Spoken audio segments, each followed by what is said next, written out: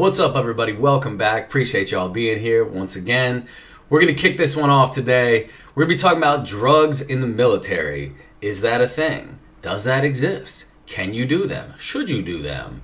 How to avoid them? We're going to hit all that coming right up. Thank you so much for watching. Please like and subscribe. Love you all. So in the military, in the year 2005, when I was in Fort Hood, Texas, the greater town around Fort Hood is known as Killeen, Texas. It's in central Texas. This area around Fort Hood has a lot of soldiers. A lot of soldiers that live off post. Soldiers that have gotten out of the military that stayed in the same area. There are guys that I met that were actually dishonorably discharged from the military. They didn't really have anywhere to go, so they stayed in the greater Killeen area. All right? So a lot of these guys did things that they did back on the streets or they did prior to being in the military, a lot of illegal stuff. These guys had already been dishonorably discharged. They weren't really credible as far as the government views them. These guys went back to their game, their side hustle, and these guys did a lot of what they did back in the regular world. So a lot of these guys that I ran into, I'd meet them at bars, I'd meet them at places. These were the guys that had illegal stuff if you wanted to do it, okay? I served with a lot of guys that did illegal stuff. I myself did illegal stuff in the military. I don't advise this. It's not good. You should not do drugs in general. But in the greater Killeen area, I could say this, in 2005, I'm pretty sure it's probably the same way it is now.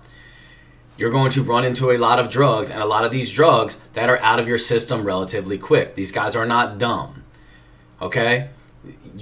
Marijuana hangs around in your system way too long, so a lot of dudes are not smoking, all right? Or if they're smart, they're not smoking, okay? But like cocaine and a lot of drugs that can be out of your system within like 3 to 4 days, those are very, very prevalent in that area. And a lot of guys are going to sell that stuff and they're going to distribute that stuff to soldiers because they know, man, this should be out of your system in like 3 days. When's the last time y'all got pissed? I think we got pissed like a week ago. Dog, you're good, man. You're good. You're fine. So that is kind of what the drug game was in Killeen, Texas. And I met these guys. I didn't deliberately meet these guys. I would just be at the bar talking to these guys. I'd be, man, you trying to take a sniff real quick? I didn't really know these guys. They had the powder. It wasn't like they were cops or anything. They had the shit. And it would usually be in a bathroom or somewhere at a club or, hey, man, you go out to my car real quick. Or I started kind of meeting these guys, talking to them. I wasn't really a heavy drug user in the military. I wasn't. Did I try some? Yeah. But like some of the guys I served with ended up getting in that game and actually either got kicked out of the military or they got wrapped up in it. It took them down a different road. We're going to get into that. So I served with a guy, and like I say, anytime I tell these stories and stuff, I'm going to change names up. I'm going to mix it up. I'm not trying to put anybody on blast.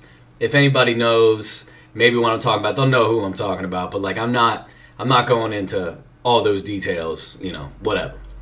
Look, we're just going to call this guy Skip, okay? Call this guy Skip, all right? I served with this guy, Skip. Cool dude. All right? I'd go party with this guy. We'd hang out. Never really did drugs with this guy. We'd just go out and drink and, burn up the greater Killeen, Fort Hood area. So one day, we get introduced to this guy at a bar, sniff some coke with this guy. In passing, just what we did. So I noticed more and more Skip wants to go to this bar. I really didn't fuck with this bar. I didn't like it that much. There wasn't a lot of girls there. But it was an okay time if you wanted to play pool or whatever. Well, Skip constantly, wants to go to this bar. I start noticing Skip is doing more and more cocaine, like on a regular basis. Like this was not just once every now and then. This was like every weekend now for this guy. It eventually would get worse. It became like every other day for this guy. Okay? Eventually, and I told this guy, I was like, Skip, man, they're gonna piss us. Okay, like I didn't really get down like that. I was like, Skip, they're gonna piss us. Like we're gonna get like it's gonna happen, and they're gonna kick us out of the army. Like, nah, I'm not messing with this stuff, man. I kind of backed off from it. I kind of chilled with it. Skip did not. So Skip goes down a much darker road. I was not hanging out with this guy as much now because I knew what he was into. We still served. We were serving in the army. You know, we'd do PT in the morning. You know, we'd hang out. Sometimes he'd show up looking like shit. I mean, I showed up looking like shit because of drinking and stuff, which is in the military. It's like they almost promote this shit. But I noticed more and more this guy was falling off, and he was falling off bad. So me and a couple other guys that we knew, we kind of tried to talk to him. We're like, man, you really need to chill with this shit. Like, don't ruin your everything for this. Like, the drinking stuff, trust me, the army knows you're drinking. They get that. But the drugs, just come on. Like, we tried to get him to not like get help, because you're not trying to get like have to put that out there that, hey, look, I'm addicted to drugs and things like that. But like, we tried to like just talk to him. This guy was not having it. He was like, nah, that's cool, man. I'm good. Don't worry about it. You know, like, I really don't even do it that much, man. I was okay. We'll see about that. So one day, I get a knock on my door. It's Skip. Oh, what's up, Skip? Come on in, you know.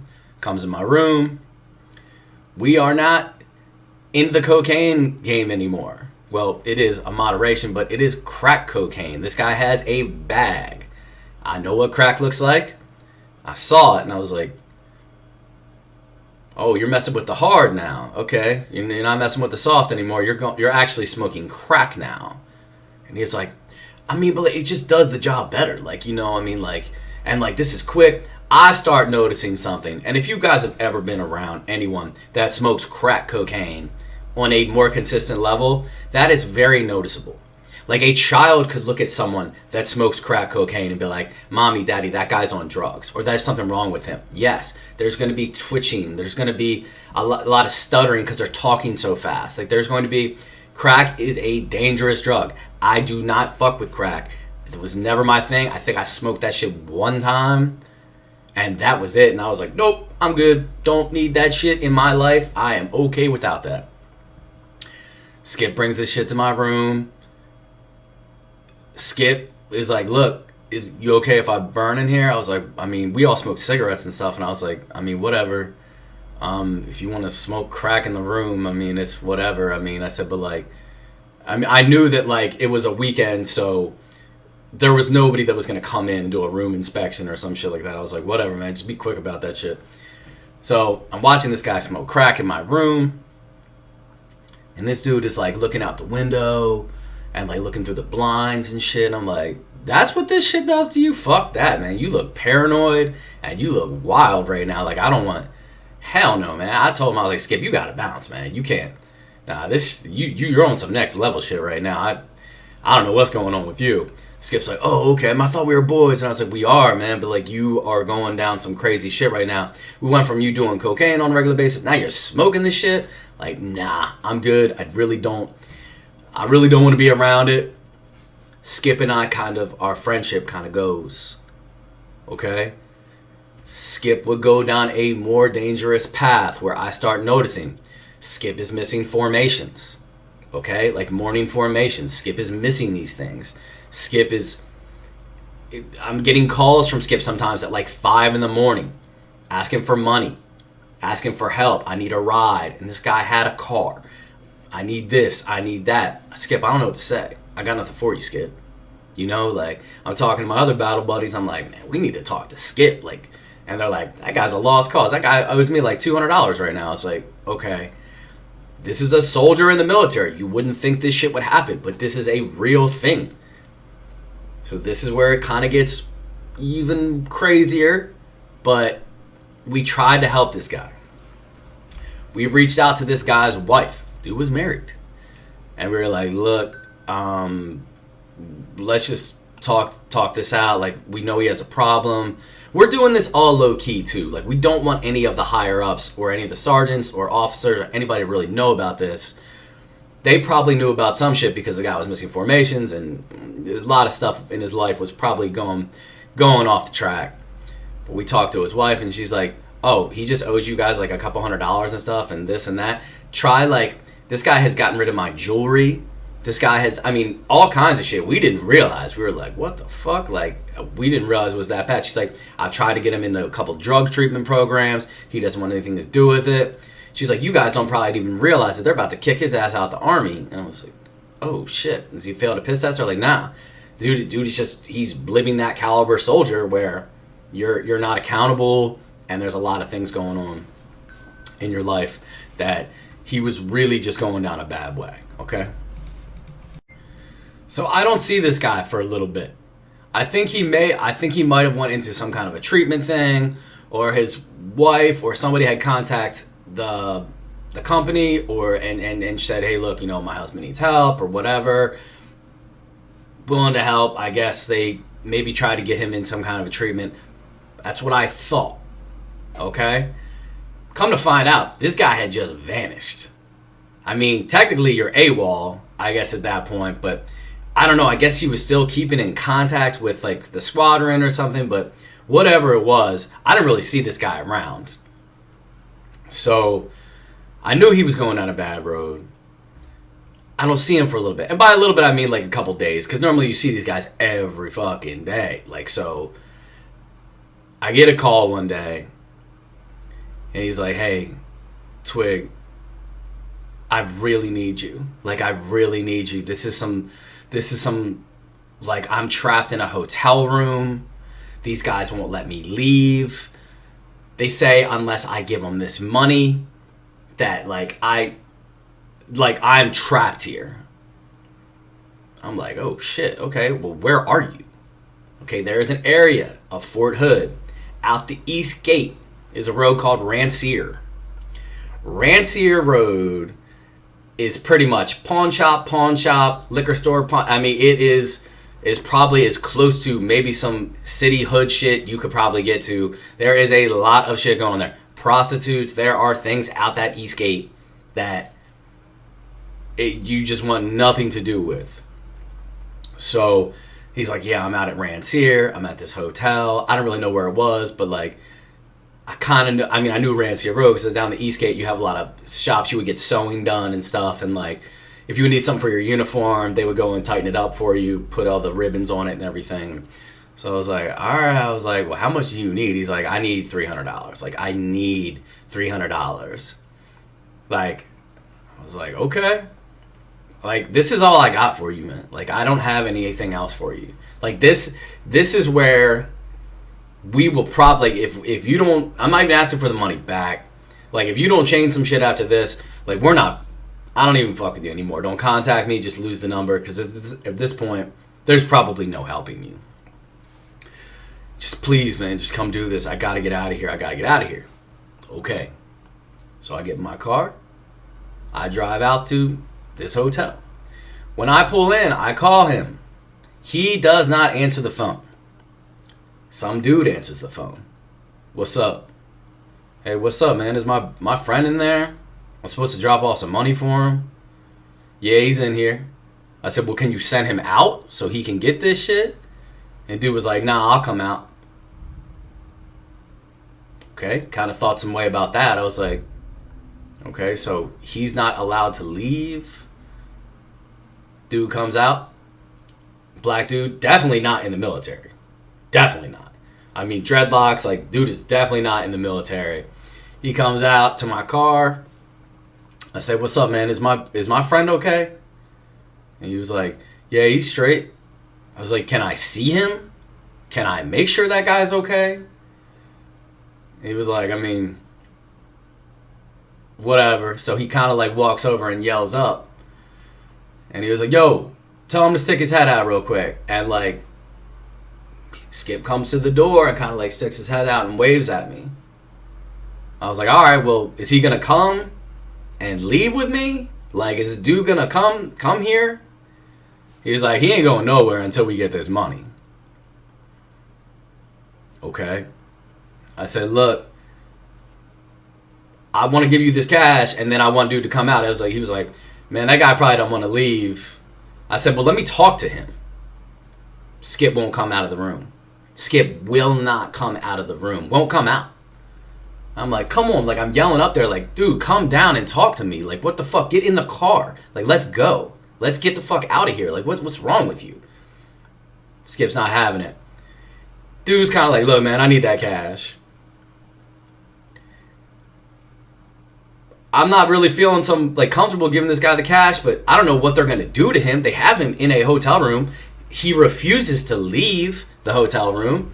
So I'm like, what the fuck? So I was like, you know what? Look, here's a 300. You tell that guy up there not to contact me anymore. And he kind of laughs, and he was like, oh, okay. Lost another one. And I was like, what's up? Now, at this point, the guy has already got the cash in his hand. He was like, man, this dude's been in this hotel room for like 3 days now, man. I'm like, okay. Drugs. Drugs are bad. Does that mean that Skip was a bad guy? No. It means Skip was hooked on drugs, and he was going down a really, really, really, really bad path. That's where we go from here. So I leave. I don't have Skip in the car with me. Skip is still in that hotel room. I drive back to Fort Hood.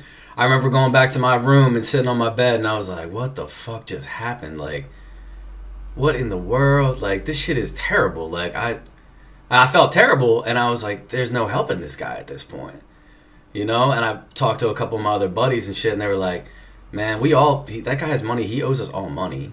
Like, we don't even know what's up with him. We don't really talk to him anymore. You know, this is what it was. This is what happened to this guy. I don't see him for a little bit. Eventually, I think he got maybe some kind of help or whatever happened to him. But this guy goes to another unit, so he is not in my unit anymore. He's at another place. I don't know if it was like a fresh start or something, but whatever. But this is the basis of the story. Don't do drugs.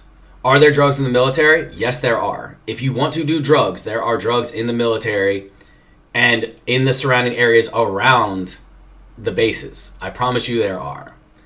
Avoid drugs at all possibility, not even just in life, especially if you're in the military. Like, there are a lot of things that happen that your life will go down such a bad path. Don't do drugs, okay? And if you ever find yourself in a situation, I'm sure there's plenty of help out there you can get. Reach out. I've tried to reach out to this guy a couple times on Facebook and like other things. This guy is still off the grid, and we've been out the Army now for a long time. So that's the video for today. I thank you guys for watching. If you have any similar stories or you know something might have happened or whatever, please like, subscribe, comment. It really does help the channel. Thank you so much, guys. Y'all be cool.